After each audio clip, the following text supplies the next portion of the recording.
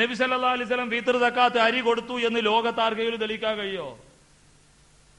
ഗോതമ്പും അതുപോലെ ഈത്തപ്പഴവും മറ്റു കാര്യങ്ങളും ഒക്കെ റസൂലുള്ളാഹി ഫിത്ർ സക്കാത്ത് കൊടുത്ത്, നമ്മളോ അരിയാ കൊടുക്കുന്നത്. എന്താ നമ്മളും പ്രവാചകന്റെ മാതൃക ഈ സക്കാത്തിന്റെ വിഷയത്തിൽ സ്വീകരിക്കാത്തത്? ഇസ്ലാമിന്റെ പഞ്ചസ്തംഭങ്ങളിലെ ഒരു ഘടകമാണല്ലോ സക്കാത്ത്. അതിൽ പ്രവാചകനെ പിൻപറ്റേണ്ടതല്ലേ? നബി ആ സമയത്ത് ആ നാട്ടുകാർ എന്താണോ തിന്നുന്നത് അത് കൊടുത്തു. അതുപോലെ ആ നാട്ടുകാർക്ക് എന്താണോ മനസ്സിലാകുന്നത് ആ ഭാഷയിൽ ഖുത്ബയും കൊടുത്തു. അതാണ് മുസ്ലിം സമൂഹത്തിന്റെ പാരമ്പര്യം. പിന്നെ നമ്മൾ കേൾക്കാറുള്ളത് എന്താണ്? ഏതെങ്കിലും പണ്ഡിതൻ പറഞ്ഞിട്ടുണ്ടോ? ഷാഫി ഇമാം പറഞ്ഞു. അപ്പൊ ആ ബലീഗ് എന്ന് പറഞ്ഞതിന്റെ അർത്ഥം വഹാബി പറഞ്ഞത് ശരിയല്ല. ഓ ശരിയല്ല. എന്നാ നിങ്ങൾ ആലോചിച്ച് നോക്കൂ. ഇവിടെയുള്ള തീവ്രവാദി സുന്നിന്റെ അഖിലേന്ത്യാ പ്രസിഡന്റ് അബ്ദുൽ ഹമീദ് ജുനൈദി, അദ്ദേഹം മർക്കസു സഖാഫത്ത് സുന്നിയായുടെ സന്നദ്ധാന സമ്മേളനങ്ങളിൽ വരെ സംബന്ധിച്ച മഹാനാ.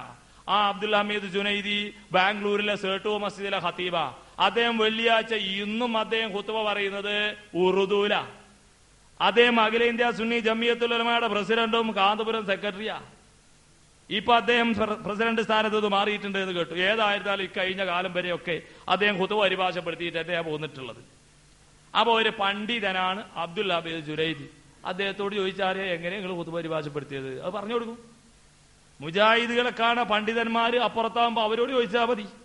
ഏറി അതുമല്ലെങ്കിൽ ഹയാത്തുള്ള ജുനൈദിയെ കാണാൻ കേൾവിയുള്ള ആളുകൾ വേറുണ്ട്. ആര്? 8.5 കൊല്ലം വാണിയമ്പലം പള്ളിയിൽ ഖുത്ബ പരിഭാഷ നടത്തിയ അബ്ദുറഹിമാൻ മുസ്ലിയാർ.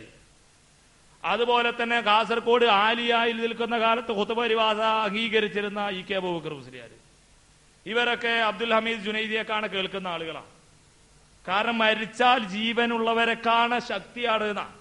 അപ്പൊ എന്ത് ചെയ്യണം? വരെ വാണിയമ്പലത്തിൽ പോയിട്ട് അബ്ദുറഹ്മാനോട് ചോദിക്കുക, സവാവും അഹ്യാവും മമാത്തുവും, അവരുടെ മരണവും ജീവിതവും ഒക്കെ സവാ. അപ്പൊ നിങ്ങൾ അബ്ദുറഹ്മാൻ എങ്ങനെ ഖുത്ബ പരിഭാഷപ്പെടുത്തി എന്ന് പറഞ്ഞ നാട്ടെ? ഇവർക്ക് അവരോട് ചോദിക്കാം. അതേ സ്ഥാനത്ത് നമ്മെ സംബന്ധിച്ചിടത്തോളം ഖുത്ബ പരിഭാഷയുടെ വിഷയത്തിലെത്താ പ്രവാചകന്റെ പ്രഖ്യാപനമാണ്. നബി സല്ലല്ലാഹു അലൈഹി വസല്ലം ഖുത്ബ പറയുമ്പോ ഒരു പട്ടാളത്തിന് നേതൃത്വം നൽകുന്ന സൈനിക കമാൻഡറുടെ ഭാഷയിലാണ് നബി സല്ലല്ലാഹു അലൈഹി വസല്ലം തങ്ങൾ ഖുത്ബ പറഞ്ഞിരുന്നത് എന്ന് ഹദീസുകളിൽ കാണാൻ കഴിയും.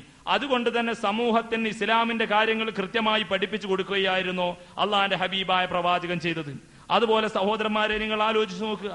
4 മദ്ഹബിന്റെ ഇമാമുകളും പഠിപ്പിച്ച കാര്യങ്ങളാണെന്ന് പറഞ്ഞ് ഇവിടെ പഠിപ്പിക്കുന്ന സിംഹ കാര്യങ്ങളും അവരറിയാത്ത കാര്യങ്ങളാണ്. നോക്കൂ നിങ്ങൾ. മറ്റൊന്നാണ് ജാരം കെട്ടൽ. ഷാഫി മദ്ഹബിന്റെ അടിസ്ഥാനത്തിൽ ജാർ ഒന്ന് കെട്ടാൻ കഴിയോ? ഷാഫി മദ്ഹബിന്റെ അടിസ്ഥാനത്തിൽ ജാറത്തോട് എന്ത് സമീപനമാണ് മുസ്ലിം സമൂഹം ചെയ്യേണ്ടത്? ഷാഫി ഇമാമിനെ പിന്തുടരുന്നവരാണെങ്കിൽ അത് നിർത്തലാക്കുകയാണ് വേണ്ടത്. മുജാഹിദുകൾ ഷാഫി ഇമാം പറഞ്ഞതാണ് ഈ വിഷയത്തിൽ ചെയ്യുന്നത്. ഷാഫി ഇമാം പറയുന്നു, ഇന്ന റസൂലല്ലാഹ് നഹാ അൻ തുബ്നൽ ഖുബൂർ. തന്റെ ഉമ്മിലാ പഠിപ്പിക്കുന്നത്. നബി സല്ലല്ലാഹു അലൈഹി വസല്ലം ജാറം കെട്ടൽ തെറ്റാണെന്ന് പറഞ്ഞിട്ടുണ്ട്, പാടില്ല എന്ന് പറഞ്ഞിട്ടുണ്ട്. വലമറ ഖുബൂറൽ മുഹാജിരീന വൽ അൻസാരി മുജസ്സസ. അൻസാരികളുടെയും മുഹാജിറുകളുടെയും ഖബറുകൾ സിമന്റ് ചെയ്തതായിട്ട് ഞാൻ കണ്ടിട്ടില്ല. വഖദ് റഅയ്തു മിനൽ മുലാത്തി മൻ യഹ്തിമു ബിമക്ക. മക്കയിലെ നിരവധി ഭരണാധികാരികൾ അവിടുത്തെ വിവരദോഷികൾ കെട്ടിപ്പൊക്കിയതായ ജാറങ്ങൾ തല്ലി തകർക്കുന്നത് ഞാൻ കണ്ടിട്ടുണ്ട്. അന്നത്തെ സാത്വികനായ ഒരൊറ്റ പണ്ഡിതനും അതിനെ എതിർത്തിട്ടില്ല എന്ന് ഇമാം ഷാഫിയ പറയുന്നത്. നോക്കൂരികൾ, ഷാഫി ഇമാം ഇത്രയും കൃത്യമായി പറയുന്നത് വേണ്ട എന്നിട്ട് പറയും ജാരം കെട്ടൽ തന്നെയാണ് സുന്നത്ത്. എന്ത് ചെയ്യാൻ പറ്റും? അതുപോലെ തന്നെ ജാറങ്ങളിൽ ഒരുപാട് വെടിപൊട്ടലുകളും വെടിമരുന്നുകളും ചെണ്ടമുട്ടലും എല്ലാവിധ തോന്നിവാസങ്ങളും ജാറങ്ങളിൽ അരങ്ങേറും. ഇമാം ഷാഫി റഹ്മത്തുള്ളാഹി അലൈഹിയെ സംബന്ധിച്ചിടത്തോളം അദ്ദേഹത്തിന്റെ മദ്ഹബാണ് സ്വീകരിക്കുന്നതെങ്കിൽ ഇവിടെ എന്ത് ചെയ്യണം? ജാറത്തിങ്ങ ഷാഫി ഇമാം മുട്ടിയ ചണ്ട മുട്ടണം. ഷാഫി ഇമാം ഊതിയതായ കൊയലൂത്ത് നടത്തണം. ഷാഫി ഇമാം കത്തിച്ചതായ വെടിമരുന്ന് കത്തിക്കണം. അതാണല്ലോ ഷാഫി മദ്ഹബ്. ഷാഫി ഇമാം ഇതറിയോ? ഇല്ല. മുജാഹിദ് പ്രസ്ഥാനത്തെ സംബന്ധിച്ചിടത്തോളം റസൂലുള്ളാഹി പഠിപ്പിച്ചിട്ടില്ല എന്നാ പറയുന്നത്. സഹാബാക്കളും പഠിപ്പിച്ചിട്ടില്ല, താബികളും താബികളും പഠിപ്പിച്ചിട്ടില്ല. ജാറത്തിങ്കിൽ ചണ്ട കൊട്ടുക, കൂക്കുംവിളിയും ബഹളവും നായാട്ടും സകല തോന്നിവാസങ്ങളും പടച്ച തമ്പുരാനെ. ഒരു കാലത്ത് കേരളത്തിന്റെ എല്ലാ ഭാഗങ്ങളിലും അരങ്ങേറിയിരുന്നു അത്. അന്ന് മുജാഹിദ് പ്രസ്ഥാനത്തിന് ഇത്ര തന്നെ വളർച്ചയും ഉണ്ടായിരുന്നില്ല. അതാണ് പരമാർത്ഥം. ബുദ്ധിജീവികളായ ആളുകളെ തട്ടിയുണർത്താനുള്ള സാഹചര്യം അന്നില്ലായിരുന്നു. കഴിവിന്റെ പരമാവധി കേരളത്തിലെ മുജാഹിദ് പണ്ഡിതന്മാർ അതിനെതിരെ ശബ്ദിച്ചു. സെയ്ദ് മൗലവിയെ പോലെയുള്ള ആളുകൾ കേരളത്തിന്റെ പല ഭാഗങ്ങളിലും അതിനെതിരെ ശബ്ദിച്ചപ്പോ അവരുടെ കഴുത്തുകളിലേക്കെല്ലാം തീ കൊളുത്തിയതായ മാലപ്പടക്കമാണ് എറിഞ്ഞുകൊടുത്തത്.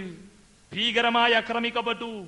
എന്നിട്ട് ഇപ്പൊ എന്താ പറയുന്നത്? ഞങ്ങളും ജാറങ്ങളിലെ അനാചാരങ്ങൾക്ക് എതിരാണ്.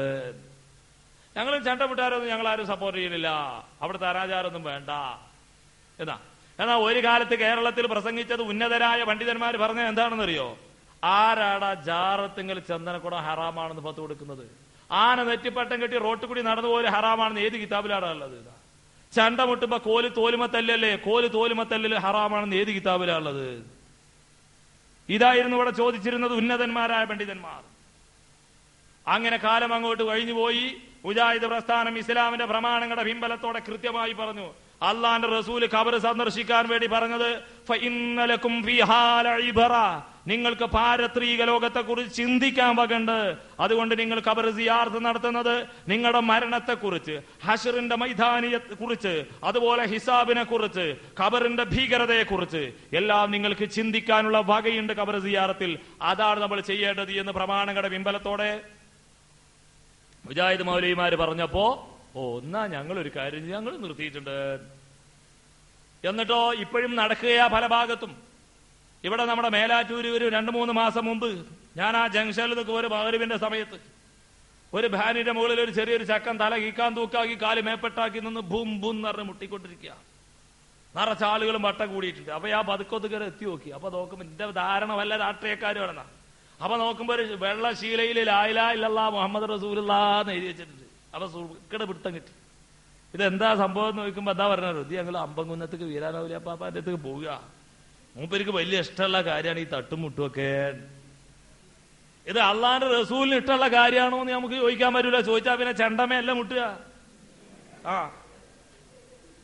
ഈ മുട്ട് ഇവര് ഞങ്ങൾ ഇത് നിർത്തിയിട്ടുണ്ട് വേണ്ടാന്ന് പറഞ്ഞിട്ട് മുട്ട് നടക്കുക. കൊണ്ടോട്ടി തങ്ങളെ ജാറത്തുങ്ങപ്പോ വെടിമരുന്ന് തീ